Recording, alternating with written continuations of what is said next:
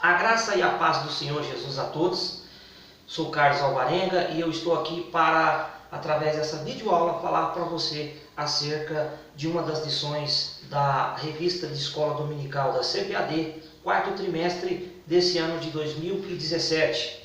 Nós estamos estudando sobre o que cremos, as doutrinas da nossa fé. E hoje eu quero falar sobre a segunda vinda de Cristo. Texto áureo, Mateus capítulo 24 e verso 27. Porque assim como o relâmpago sai do oriente e se mostra até ao ocidente, assim será também a vinda do Filho do Homem. Mateus capítulo 24, versículo 27. A verdade prática da nossa lição é a seguinte: a segunda vinda de Cristo será em duas fases distintas. Primeiro, invisível ao mundo para arrebatar a sua igreja.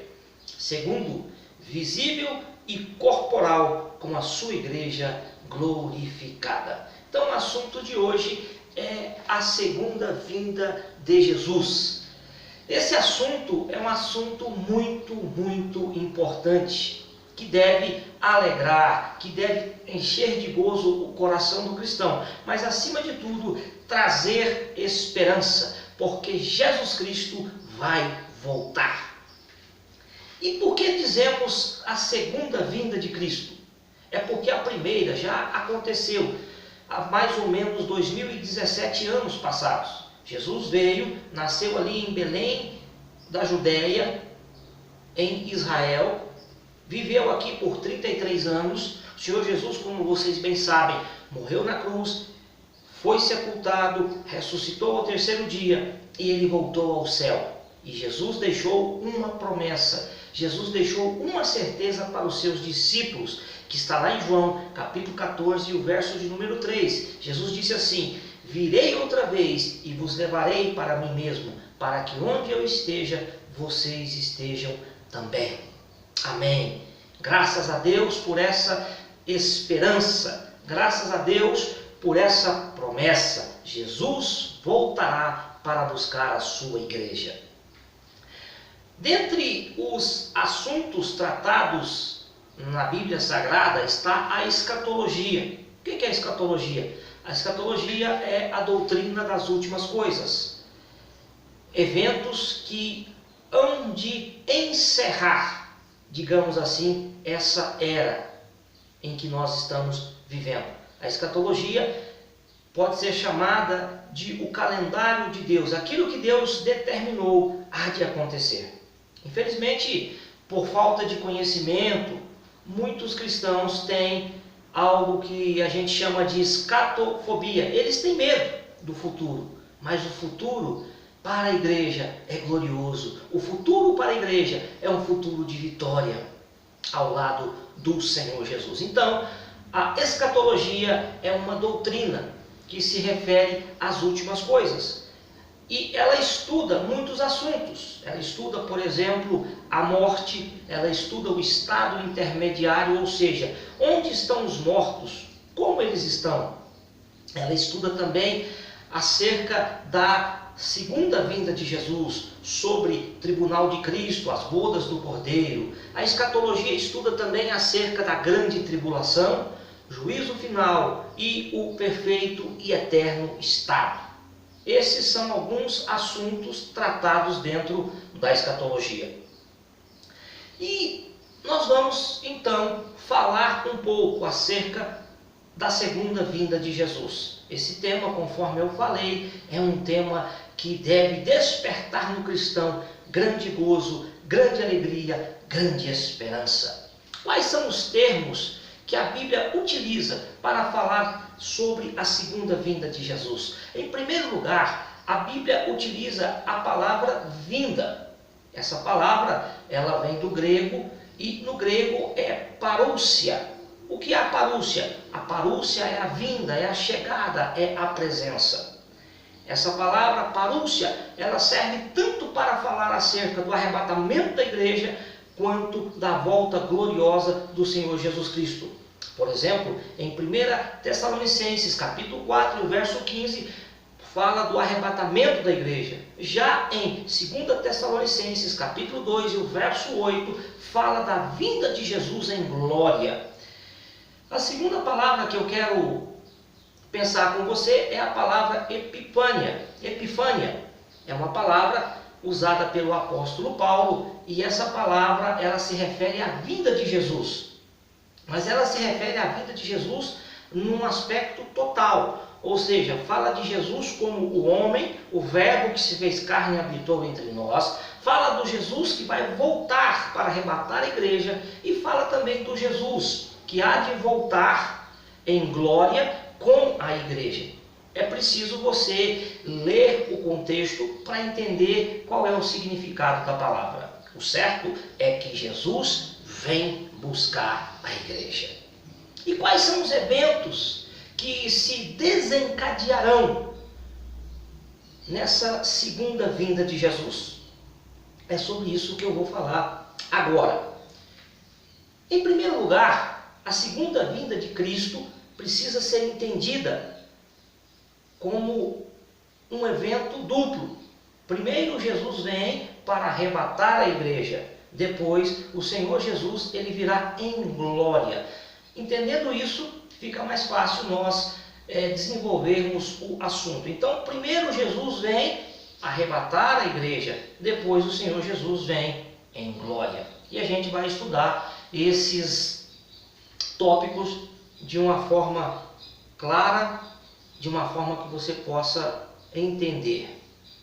Arrebatamento da igreja. O que é o arrebatamento da igreja? É a vinda de Jesus nos ares, invisível para o mundo, para a igreja. E o que vai acontecer no arrebatamento? Os mortos em Cristo ressuscitarão, receberão os seus corpos glorificados, e os que estiverem vivos também serão transformados, receberão um corpo de glória, que é o corpo que vai ser o corpo celestial.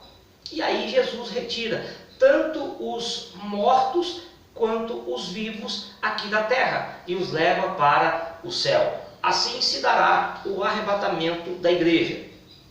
No Antigo Testamento nós temos um episódio que tipifica esse arrebatamento da igreja. Há um personagem ali muito interessante, Enoque. Enoque tem a sua história narrada ali no livro do Gênesis, no capítulo 5, versos 18 a 24. Enoque, ele andou com Deus, ele se livrou da corrupção do mundo, e diz-nos a Bíblia que Deus o tomou para si. Ou seja, Enoque foi arrebatado, levado para o céu, e ele não experimentou a morte. É um tipo da igreja que será arrebatada, levada da terra para o céu. E posteriormente ao arrebatamento de Enoque, nós tivemos o dilúvio. E tipologicamente o dilúvio vai representar aí a grande tribulação. O arrebatamento da igreja vai desencadear eventos tanto no céu quanto na terra. Os eventos do céu. Primeiro, nós teremos o que a gente chama de tribunal de Cristo. Será um julgamento de obras. 2 Coríntios capítulo 5, verso 10, o apóstolo Paulo vai dizer que importa que cada um de nós compareça ante o tribunal de Cristo para sermos julgados. Você pode ver como será o julgamento na passagem de 1 Coríntios capítulo 3, verso 12 ao verso 15. Fim do julgamento do tribunal de Cristo, nós teremos então as bodas do Cordeiro, nós teremos a celebração, nós teremos a festa de casamento entre Cristo e a igreja. E quem estará presente? Além de Cristo e da igreja, nós teremos ali os santos do Antigo Testamento. Então, no céu festa, no céu gozo, no céu alegria, no céu vitória da igreja triunfante. Mas infelizmente, na terra nós teremos aquele evento terrível chamado de a grande tribulação.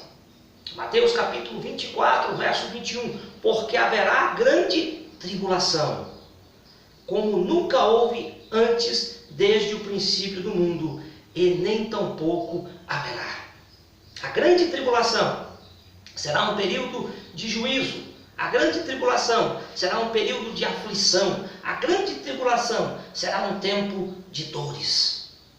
Sofrimento inimaginável. Será o período em que se cumprirá a 70ª semana da profecia de Daniel. Você pode ver esse fato lá em Daniel, capítulo 9, verso 20 até o verso de número 27. Ali se fala sobre as 70 semanas de Daniel. 69 semanas já se cumpriram. Falta a 70ª. Falta a última semana. E a última semana é a semana que nós conhecemos na Bíblia como Grande Tribulação. Durará 7 anos. E nesse período, o anticristo há de governar. Israel vai recebê-lo como seu Messias, como seu Redentor. Mas Israel vai ver que cometeu mais uma vez um erro. O primeiro erro foi quando rejeitou Jesus quando ele veio. Inclusive, quando foram pedir a crucificação de Jesus, disseram: caia o seu sangue sobre nós. Esse foi o primeiro erro de Israel, rejeitar Jesus. Agora, o segundo erro de Israel será aceitar o anticristo como se fosse o Messias. A grande tribulação, ela é descrita em vários livros da Bíblia, em vários capítulos da Bíblia, tanto no Antigo Testamento quanto no Novo. No Novo Testamento nós temos uma descrição dos eventos da grande tribulação ali no livro do Apocalipse. Apocalipse capítulo 6 até o capítulo de número 19. Ali você vê o desenrolar da grande tribulação.